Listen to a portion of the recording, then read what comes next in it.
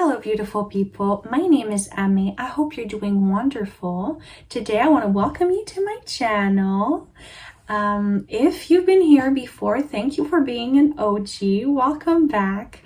I decided to repossess my channel and to take a new trajectory where I would be able to talk about anything that has to do with self-love and personal growth and well-being.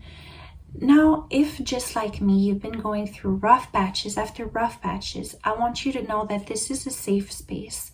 Every single week, I'll be discussing subjects that will help us grow as individuals and develop this confidence and, learn to surround ourselves with good energy and good people. So if that sounds like something that interests you, if you want to get better, then subscribe and ring the little bell so you receive a gentle reminder and notification every single time I post. So let's dive in. Now, today's video will be about toxic friendships, toxic friends. Well, everyone has had at least one or have been around a toxic person. Normally we can recognize them, but surprisingly, sometimes they're closer than we think and we don't see it because we have this relationship with them, this love that we think is mutual. But more precisely, this video will be about recognizing the signs of a toxic person or toxic behaviors early on to maintain healthy relationships, or maybe even to salvage that relationship with that toxic person. We'll see more about that later. Behavior number one is constant criticism. Toxic people have a knack for making you feel inadequate no matter what you do. Because of your appearance, your achievements, and even the smallest of choices you make, they will find something to criticize. It's just, they can't keep it in. If you find yourself feeling constantly judged, it might be an indicator. You might think, oh, but they don't mean it that way. Sometimes intent is not all that matters, which leads me to my point I made earlier. In a situation like that where you truly feel like they don't mean to hurt your feelings, it might be a good idea to try and have a discussion with them. How can we communicate together without hurting one another? Behavior number two is excessive jealousy. Now, in my life, I've been through two scenarios where this excessive jealousy was portrayed. Scenario number one is when your toxic friend cannot celebrate your successes to save their lives. Goodness, they can't be happy for you. Instead, they get jealous and they try to downplay your successes or your achievements. Now, if you notice, for instance, that your friend's attitude is changing as soon as you tell them a good news or you share an achievement with them, that could be an indicator. Now, scenario number two, I'll give a personal experience and be more precise for it to be more understandable, okay? When I was younger, I had a friend that anytime we would be around boys, guys that she liked or guys that she found attractive, she would belittle me. She would insult me. She would call me stupid, or she would tell all my embarrassing stories. And embarrassed I would be. But that's a toxic trait. That's a toxic friend for you. Behavior number three is emotional manipulation.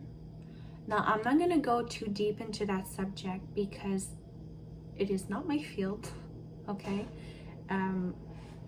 It's a slippery slope to talk about emotional manipulation or any kind of manipulation because I'm not an expert in abuse, okay? But I'm gonna say that for sure. Toxic friends will use guilt trips and emotional blackmail and manipulation to get what they want, regardless of what it is. Sometimes it's so small you don't even understand why they're making such a big deal about something like that. They make you feel responsible for their happiness and they use their vulnerabilities against you. Recognizing these tactics is crucial for maintaining emotional well-being. It's crucial.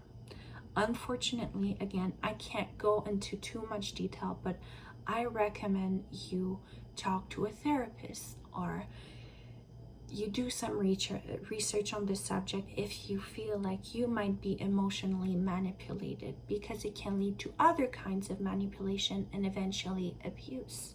Behavior number 4 is constant lack of support. And now I want to put emphasis on constant. It's not because a couple of times your friend couldn't be there because they were working, because they were at a family event, they couldn't be there. Really, they could not. That's not toxic. That's just life happening. A healthy friendship involves mutual understanding, support, and encouragement. On the other hand, toxic friends are often unavailable to you whenever you need them, really. But then when they need you, oh, you need to be there, else all hell breaks loose. Do you see how one is a two-way street and the other is a one-way street, where you give, and they take, but don't give anything back, as opposed to a healthy friendship where you give and you take and they give and they take, and it's an exchange. Behavior number 5 is drama and negativity. Now, it's okay sometimes to talk a little bit of trash with your friends, to vent, or to complain a little. But toxic friends, they don't do that from time to time, or when times get tough, or when they need to be vulnerable. They will thrive on drama, and often they will bring unnecessary negativity into your life, and focus and emphasis on unnecessary. It's not because, oh, can I vent? I really need to talk. And oh, my boss, they did this and that. You will often find that these toxic friends talk behind their own friends' backs, or the people around them, they talk behind their backs. And you would think, well, they talk about everybody behind their backs, but they don't talk about me. Yes, they do. If your friendship feels like a constant roller coaster of chaos, it's essential that you step back. This constant negative energy that you surround yourself with by allowing this person into your circle will eventually affect you greatly, and will just not be worth the emotional toll it will take on you. Now, here's the little story time. I'll make it short. So the story starts when I was younger. I've known her forever, so I can't even tell you when it started. But it started with looks. She started to look at me different after a while. After a couple years, she looked at me with like disgust. And then she started to insult me. But again, I was so young, and I felt like it lasted for so long, so many years, where she would just insult me just at random times. And that, oh my goodness, it felt normal at one point. It felt normal to hear these words every single day. And I just let it happen. I was young and I was vulnerable, and I felt like I was stuck with her, And she was really mean to me. She would manipulate me into skipping meals, because she would say like, oh, you're ginormous, you're disgusting. So I would do it. I would trust her, because I thought, well, she's my friend, she must want the best for me, It just lasted so long of constant insults and abuse and lies, and to a point where sometimes I felt like she was manipulating me into thinking that, oh, that unhealthy behavior will help you. And it started to fade at one point. Slowly but surely, it stopped. Sometimes she comes back and she tells me not so nice words, but I shut her down. Because even if that toxic friend was me,